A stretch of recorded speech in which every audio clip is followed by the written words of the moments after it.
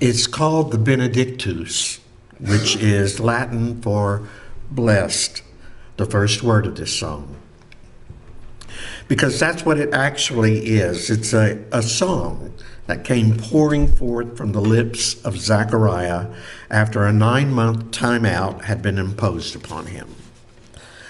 Zechariah was a priest, and his wife Elizabeth came from a long line of priests. And both of them were good people whose lives were just and upright. The gospel writer makes sure we know that tidbit because when we learn that they had no children, we can be certain that it wasn't divine punishment for some sin in their lives, which was the accepted explanation in that day and time for someone who was unable to bear children. They were a good, upright, and childless couple who were getting on in years, according to one translation of the gospel writer's words. One day, when Zechariah was going about his priestly duties, offering incense within the sanctuary as was commanded by law and custom, an angel appeared to him with some important news. The same angel who would appear to Mary with news of the birth of Jesus. The angel said that he and Elizabeth would soon be parents, detailing for Zechariah the future of their son. But because Zechariah, who is portrayed as a bit of a grump, questioned the angel Gabriel, thinking maybe the message had been delivered to the wrong address, Gabriel fixed it so that Zechariah was unable to talk until the child was born. Hence, the 9-month timeout I mentioned earlier. Meanwhile, Gabriel moseys on down the road for his next assignment with Mary as the recipient of his news. He follows the same tried and true formula of suddenly appearing to a person going about their ordinary business, at which point the person is scared spitless. He speaks the required line of "do not be afraid," delivers his message, and then vanishes. That's how it went with Zechariah, and that's how it went with Mary. Almost. Because the gospel writer carefully omits any mention of fear on Mary's part. After Mary agrees to take on the role of giving birth to the Messiah, she runs to Elizabeth to share her account of what had taken place. The two mothers-to-be were over the moon with each other's news, while Zechariah sits quietly, unable to offer any commentary on the matter.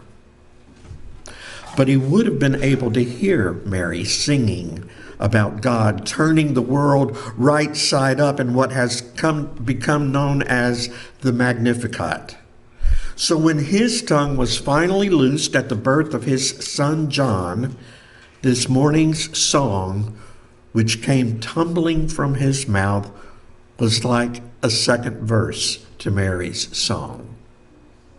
It would seem that the 9 months of silence had done Zechariah well, because the Zechariah who at first seemed to be a bit of a grump now offers up nothing but praise for a God who has looked with favor upon the people of Israel, concluding his song with the lyrics, "Because of the tender mercy of our God, the dawn on high will break upon us to give light to those who live in darkness and the shadow of death, and to guide our feet into the way of peace."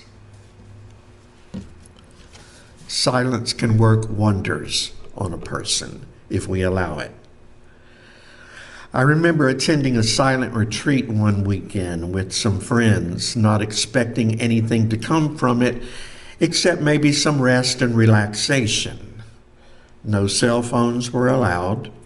There was no television within my cabin. No whispering or talking was allowed between the participants. In silence, we shared the duties of preparing meals and washing dishes afterward, and the meals were eaten in silence. In this retreat, books were available for reading, and we were allowed to write in the journals we had brought with us. But we were discouraged from spending too much time in our rooms, but instead advised to get out and experience the beauty of nature, to hike the trails, walk the labyrinth that was laid out beside the retreat center, to sit on a bench while listening to the birds, or to recall our childhood while swinging on a swing that had been hung from a tree limb. As we came out of silence, I was amazed at the transformation within me. The stress and worry that I had brought with me to the retreat had seemingly melted away, replaced by a sense of peace within my soul and a bit of direction in my life. Something that didn't stick with me for long, no longer actually than it took me to get back in my car and while heading home hear the low pressure indicator chime for one of my tires. But the experience taught me the value of silence that can be practiced almost anywhere, even for a brief period of time. Silence isn't for everyone, and I wasn't sure that it would be for me, but as it turned out, it was a gift. And so I wonder if Zachariah's imposed silence was not punishment for questioning Gabriel's message, but instead a gift from God. I wonder how Zachariah spent his 9 months of silence. Did he question his purpose in life? Given the high mortality rate of his day, did he spend his days in fear for the survival of his son and his wife? Or did he eventually learn to let go and let God be God? From the lyrics of his song, it seems he spent quite a bit of time recalling the history of his people and how God had always taken care of them despite the circumstances. But it's the last line of this song that I keep returning to. Because of the tender mercy of our God, the dawn from on high will break upon us to give light to those who live in darkness and the shadow of death, and to guide our feet into the way of peace. The mention of light shining in the darkness reminds me of a story that I'll close with.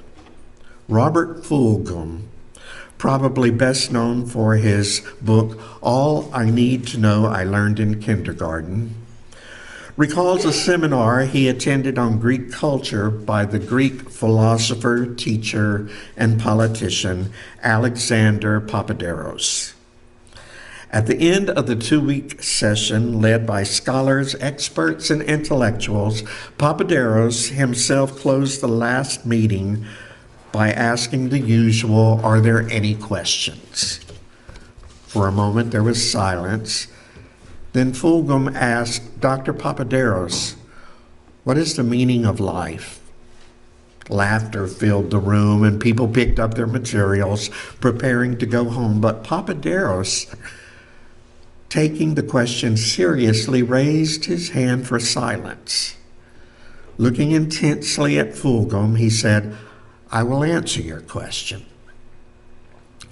And taking his wallet out of his pocket, he brought out from it a mirror the size of a quarter.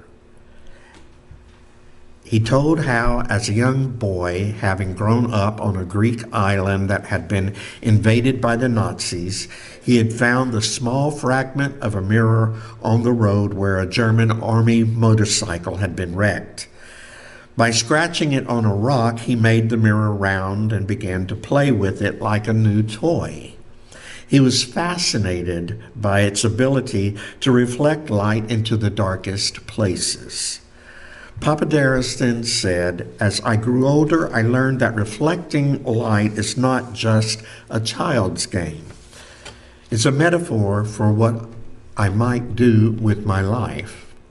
I came to understand that I am not the light or the source of the light, but I can reflect the light of faith, truth, understanding, and knowledge is always there, but it won't shine into the darkest places unless I reflect it. I have come to understand this as the meaning of life. And with that statement, Papaderos took his mirror and redirected the light of the sun onto the faces of each of the participants at the seminar. You and I are not the light, nor are we the source of the light, but we can and we must reflect the light of Christ within the world.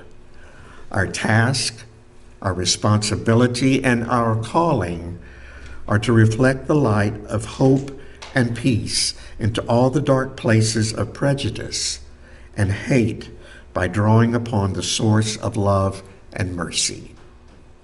We can participate in the shalom of God, the redemption of the world, because God is able to guide our feet into the way of peace.